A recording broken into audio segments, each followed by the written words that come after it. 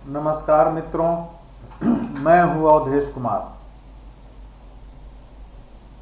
अखिल भारतीय अखाड़ा परिषद के अध्यक्ष स्वामी नरेंद्र गिरि जी की संदिग्ध मृत्यु इस समय पूरे देश और विदेशों में भी रहने वाले हिंदुओं के बीच व्यापक बहस का विषय बना हुआ है और यह बिल्कुल स्वाभाविक है, क्योंकि 11 पृष्ठों का जो उनका सुसाइड नोट, आत्महत्या संबंधी पत्र बरामद हुआ है, सामान्य तौर पर उस पर किसी के लिए भी विश्वास करना कठिन है। हिंदू धर्म में आत्महत्या को पाप माना गया है। इस कारण ज्यादातर संत, महंत, साधुओं, सन्यासियों सबका की प्रतिक्रिया यही है कि वो आत्महत्या कर ही नहीं सकते। जो लोग आनंद गिरि जी के निकट रहे हैं, जिन लोगों ने उनके साथ काम किया है, जिनके लिए उन्होंने काम किया है, लड़ाइयाँ लड़ी है, उनमें से कोई यह मानने को तैयार नहीं है कि वो आत्महत्या कर सकते हैं। ये इसका कारण स्वाभाविक है, क्योंकि एक हिंदू, खासकर जो कि संत हो गया हो, जिसने सन्यास ले लिया हो, जिसने अपने परिवार का परित्याग कर दिया हो, जो मोह माया से मुक्त होकर ईश्वर की सेवा, दीन दुखियों की सेवा, आम लोगों को धर्म के प्रति प्रेरित करने के लिए, उनके कल्याण के लिए काम करने वाला हो, वो व्यक्ति किसी भी परिस्थिति में आत्महत्या कर लेगा, अपने संपूर्ण जीवन की तपस्या, साधना, संन्यास पर प्रश्न खड़ा कर देगा। इसकी कल्पना नहीं की जा सकती, इसलिए सबकी प्रतिक्रिया स्वाभाविक है। अब चूंकि योगी आदित्यनाथ सरकार ने 18 सदस्यीय एसआईटी विशेष जांच दल का गठन कर दिया है, तो हम उम्मीद करते हैं कि उनकी मृत्यु के बारे में पूरा सच समाज के समक्ष आ जाएगा। योगी आदित्यनाथ कल उनके अंतिम दर्शन करने गए थे। उन्होंने वहां बयान दिया कि जो हर दृष्टिकोण से, हर एंगल से जांच की जा रही है, दोषियों को बख्शा नहीं जाएगा, यानी जो भी दोषी होंगे उनको सजा मिलेगी ही मिलेगी। मैं मानता हूं कि अगर इस समय भारतीय जनता पार्टी की सरकार वहां नहीं होती, खासकर योगी आदित्यनाथ के नेतृत्व में, तो नरेंद्र गिरि की मृत्यु इतना बड़ा विषय नहीं होता, न ही उसकी इस प्रकार से जांच संभव हो जाती। 5 सदस्यीय टीम ने आज पोस्टमार्टम भी कर दिया है, फोरेंसिक टीम भी है जो सब चीज की जांच कर रही है। लेकिन योगी आदित्यनाथ ने एक अपील ये भी की है कि सब लोग बयान में जरा संयम बरतें, ये बहुत दुखद मृत्यु, बहुत दुखद घटना है। अब यह विचार करने का विषय यह है कि वाकई इस समय हम लोग जांच की प्रतीक्षा करें या जो कुछ दिख रहा है उसके आधार पर कुछ विश्लेषण भी करें। 11 पृष्ठों का जो पत्र है, अगर उसको गहराई से देखेंगे तो भले लोग कह रहे हो कि वो दूसरे ने लिख दिया होगा, उनको तो लिखने आता ही नहीं था, वो तो अपनी चीज दूसरे से लिखवाते थे। लेकिन एक सच यह भी है कि वो पत्र ऐसा नहीं लगता है कि किसी दूसरे ने लिखा है। उसको पढ़ने के बाद कोई भी मनोवैज्ञानिक, कोई भी साइकियाट्रिस्ट कहेगा कि ये बिल्कुल ये मृत्यु, आत्महत्या करने के पूर्व की मानसिकता में लिखा गया पत्र है। अब पता नहीं इसके पीछे क्या षड्यंत्र है। अब उन्होंने तो उसमें लिखा है कि मैं महंत नरेंद्र गिरि, मठ बाघंबरी गद्दी, बड़े हनुमान मंदिर यानी लेटे हनुमान जी, वर्तमान में अध्यक्ष अखिल भारतीय अखाड़ा परिषद, अपने होशो हवास में बगैर किसी दबाव में यह पत्र लिख रहा हूं। वे लिखते हैं, जब से आनंद गिरि ने मेरे ऊपर असत्य, मिथ्या, मनगढ़ंत आरोप लगाए हैं, तब से मैं मानसिक दबाव में जी रहा हूं। जब भी मैं एकांत में रहता हूं, मर जाने की इच्छा होती है। आनंद गिरि, आद्या प्रसाद तिवारी और उनके लड़के संदीप तिवारी और उनके ने मिलकर मेरे साथ विश्वासघात किया है। अब इस प्रकार की भाषा कोई दूसरा व्यक्ति लिखे, पूरा पढ़िए बीच बीच में उन्होंने कैसे लिखा है, अपने मन स्थिति का, पूरी स्थिति का वर्णन किया है उसमें उन्होंने। तो कानून की दृष्टि में तत्काल इसका क्या अपराध के किस धारा में आएगी वो अपना एक अलग विषय है। उन्होंने आत्महत्या की है नहीं की है, मैं अंतिम निष्कर्ष देने वाला कौन होता हूं, लेकिन उन्होंने आत्महत्या अगर की है तो क्यों की है, आत्महत्या करने की उनके पास विवशता क्यों हो गई है, किन लोगों के कारण हुई है, यह एक ऐसा विषय है जिसकी विवेचना करनी पड़ेगी। वो अपने शिष्य आनंद तिवारी पर आरोप लगा रहे हैं कि जब से मैंने सुना है कि वो किसी महिला के साथ मेरी तस्वीर लगाकर गलत काम करते हुए कंप्यूटर पर प्रदर्शित करने वाला है, तब से मैं डर गया हूं। मैं दुनिया को कुछ भी कहूंगा, कौन मेरे पर विश्वास करेगा, दूसरे सच्चाई तो बाद में सामने आएगी। अब उनकी चिंता है कि सच्चाई सामने आएगी तो आएगी, मेरी प्रतिष्ठा मेरा सम्मान तो खत्म हो जाएगा, मैं किसको किसको क्या जवाब दूंगा। और वो ये भी कह रहे हैं कि आनंद तिवारी वहां से कह रहा था कि महाराज जी कहां कहां सफाई देते चलेंगे। तो जाहिर है कि ये बहुत बड़ी घटना है। अगर एक ऐसा व्यक्ति जो स्वयं को सन्यासी कहता है, जिसे महंत नरेंद्र गिरी ने स्वयं दीक्षा देकर शिष्य बनाया हो, अगर उस प्रकार के लोग इस तरह के षड्यंत्र रचते हैं तो फिर कहा जा सकता है कि हमारे धर्म के क्षेत्र में कैसे लोगों का प्रवेश हो गया है। आद्या तिवारी वहां हनुमान मंदिर के वो पुजारी हैं, उनका पुत्र पुजारी है। कैसे इन लोगों ने क्या किया होगा।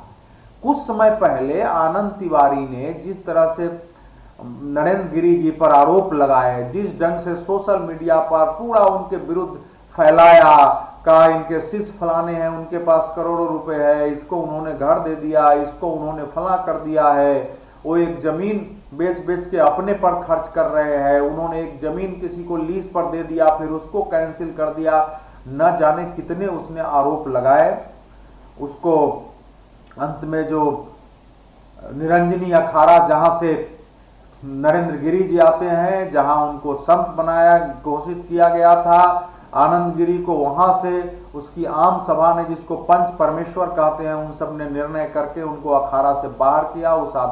वो आदमी का मंदिर में प्रवेश नहीं था, लेकिन जब उसको लगा हमारी स्थिति खराब हो गई, अब जो समझ में आ रही है, तो वो आया, उसने जो है क्षमा याचना की, पहले फोन भी किया होगा, और उस क्षमा याचना का बाजाबता वीडियो भी सामने आया है जिसमें कह रहा है कि मैंने अब तक जो कुछ किया वो गलत था, मैं सबके लिए क्षमा मांगता हूं, पंच परमेश्वर से भी क्षमा मांगता हूं।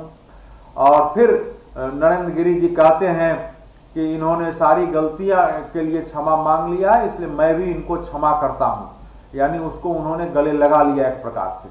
अब कोई कहेगा ऐसा किया क्यों उन्होंने। देखिए, हम आप संतों के बारे में, महंतों के बारे में चाहे जो धारणा बनाए, उनमें कुछ मनुष्य के रूप में उनमें कमियां हो सकती हैं, होती भी हैं। कितना भी कोई साधना में चला जाए, मनुष्यगत कमियां कुछ होती है, लेकिन वो सब दिल के साफ होते हैं।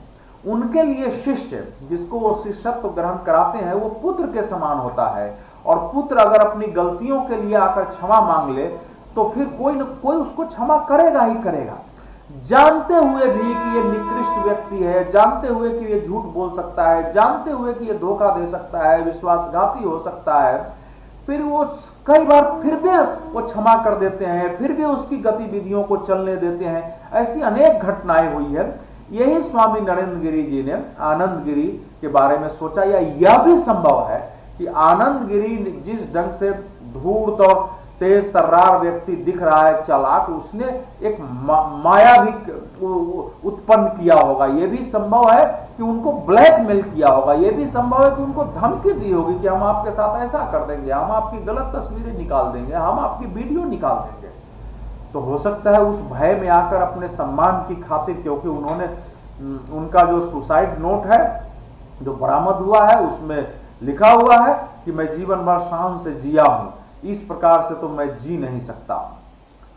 तो जाहिर है कि अब ये जो विषय है, ये बता रहा है कि पिछले कुछ वर्षों में यह धर्म क्षेत्र के लिए महत्वपूर्ण विषय कि अलग अलग अखाड़ों ने जिस ढंग से पिछले कुछ वर्षों में जो संतों की उपाधियां होती हैं वो दी है, महामंडलेश्वर और पता नहीं क्या क्या उपाधियां लोगों को दी गई है जिन्हें संत घोषित किया है, उनमें दिख रहा था कि बहुत सारे लोग उन मानकों पर खरे नहीं उतरते जो हमारे धर्म में एक संत साधु होने के लिए, सन्यासी होने के लिए घोषित है, बावजूद बनाया गया।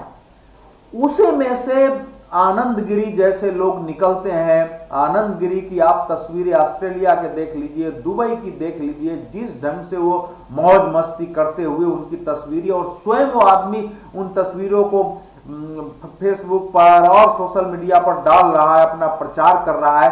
क्या कोई कह सकता है कि उसके अंदर धर्म को लेके किंचित भी और साधना को लेके किंचित भी भाव होगा? कहीं से क्या वह सन्यासी दिखता है? इसके बावजूद जब ऑस्ट्रेलिया में 2 महिलाओं ने उस पर छेड़छाड़ का आरोप लगाया, उस पर मुकदमा हो गया, तो जहां तक उस समय यह खबर आई थी मीडिया में कि भारत का एक योग गुरु आनंद गिरी छेड़छाड़ के आरोप में ऑस्ट्रेलिया से गिरफ्तार और दुनिया भर के हिंदू समाज का सिर नीचे हुआ था, उसमें फिर जहां तक उस समय सूचना आई कि महंत नरेंद्र गिरी ने योगी आदित्यनाथ जी से बात की, आदित्यनाथ जी ने सरकार से बात की, फिर डिप्लोमेटिक चैनल पर इसके हल निकालने की कोशिश हुई, फिर पुलिस ने उनको क्लीन चिट दिया, बरी हो गए।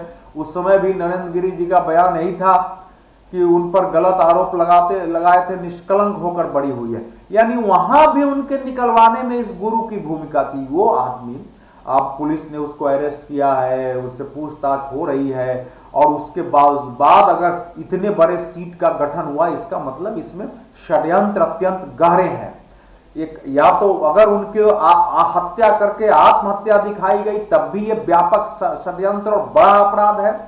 उनको आत्महत्या के लिए विवश किया गया, जो मेरी नजर में यही दिखाई देता है, तब भी इसके पीछे का षड्यंत्र है, यानी यह हत्या है आत्महत्या के बावजूद।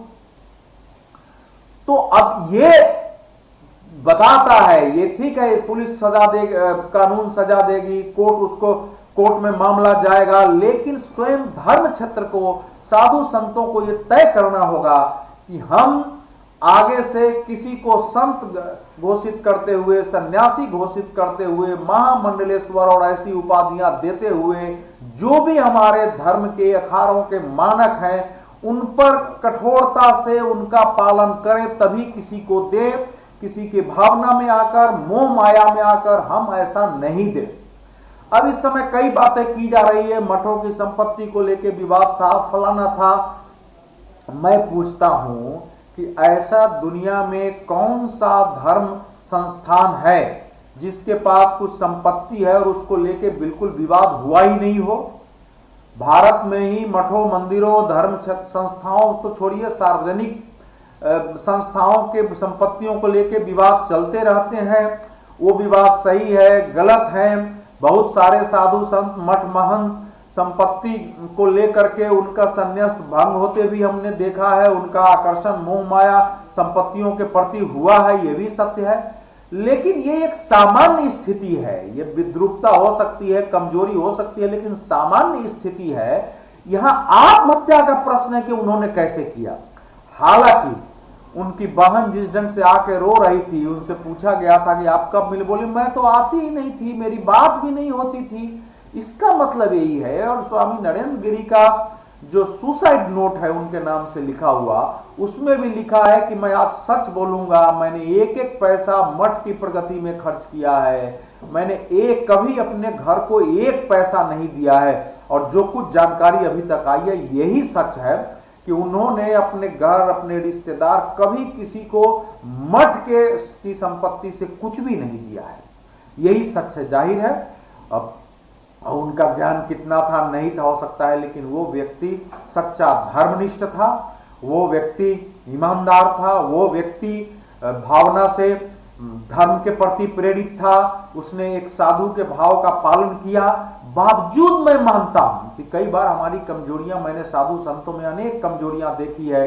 किसी बेकार आदमी, किसी अपराधी के प्रति भी उनका मोह जो है ज्यादा हो जाता है, वो मोहग्रस्त हो जाते हैं, उसको वो गलती करता रहता है, उसको छूट दे देते हैं। कई बार खुले दिल से होने के कारण जो लंबे समय तक रह गया है उसे अपने दिल की बात भी बता देते हैं, वो व्यक्ति इनकी कमजोरियां भी जान जाता है। साथ ही साथ कुछ ऐसे दुष्ट होते हैं जो जानबूझकर सटते हैं, उनको संपत्ति का लालच होता है, नाम का होता है, बहुत सारे भोग विलास के लालच होते हैं, और वो इतनी सेवा करेगा, इस ढंग से काम करता है कि बोलेगा कि इससे बढ़िया तो विश्वास पात्र और धर्मनिष्ठ व्यक्ति संन्यास्त के लिए हो ही नहीं सकता है। और फिर वो व्यक्ति एक एक गतिविधि पर नजर रखता है, कई बार उनके फोटो ले लिए जाते हैं, कई बार कुछ वीडियो बना देते हैं, कई बार उनके ऑडियो टेप कर लिए जाते हैं, फिर उनको ब्लैकमेल किया जाता है। फिर मठों की संपत्तियों को लेकर जो आसपास के लोग होते हैं, छोटे बड़े, बाहुबली, अपराधी, राजनेता, प्रशासन, सरकारी अधिकारी, पूर्व अधिकारी, उन सब की भी नजर रहती है। भारत में ये आम है, जगह जगह मठों मंदिरों की संपत्तियों पर लोगों ने कब्जा किया हुआ है। अगर छोटे मठ मंदिर हैं तो वहाँ के पुजारियों की शामत आ जाती है, अलग अलग धमकी दी जाती है महंतों को कि भाई जमीन हमको लिख दो, ये जमीन हमको दे दो, ये पट्टे पर दे दो, हमको बिजनेस करना है। कई बार पुलिस प्रशासन भी उनकी बात नहीं सुनता है, और इसके कारण हमने अत्यंत ही दुर्भाग्यपूर्ण घटनाएं देखी हैं, हत्याएं होती हैं, सब होता है।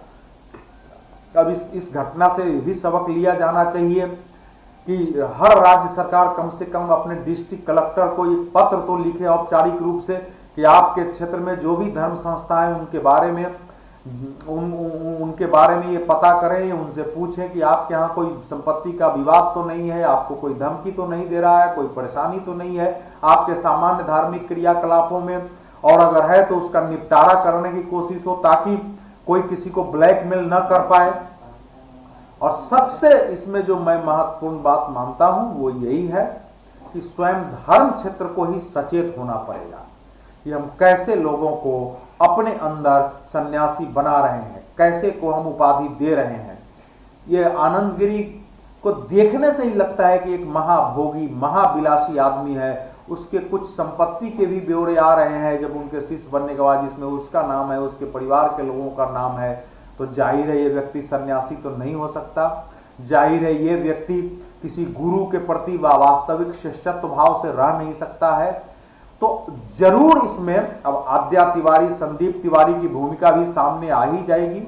ये भी संभव है कि उनका लालच बढ़ा हो, वो महंत जी की कुछ कमजोरियां जानते हो। उन्होंने तो कहा है कि इन्होंने हमको जान से मारने तक की कोशिश की है और आग्रह किया है कि ऐसे लोगों को सजा मिले, बिल्कुल मिले, लेकिन इतने ही लोग नहीं होंगे। इसके लिए बहुत सारा सरकार प्रशासन हम सब दोषी हैं कि इतने बड़े मठ मंदिर में हम जाते हैं, हम जो है साधु संतों से संपर्क रखते हैं और वहां क्या हो रहा है इसकी जानकारी हमको नहीं होती है तो हम उसमें हस्तक्षेप नहीं करते हैं। तो इसके लिए हम सब लोग दोषी हैं। एक दुखद घटना है ये, और इन सब से पूरे संत समाज को, सरकारों को, हम सब जो धर्म के प्रति निष्ठा रखते हैं, सबके लिए इसमें सीख है, और उस सीख से आगे बढ़ा जाए, यही उनके प्रति सच्ची श्रद्धांजलि होगी। धन्यवाद, नमस्कार।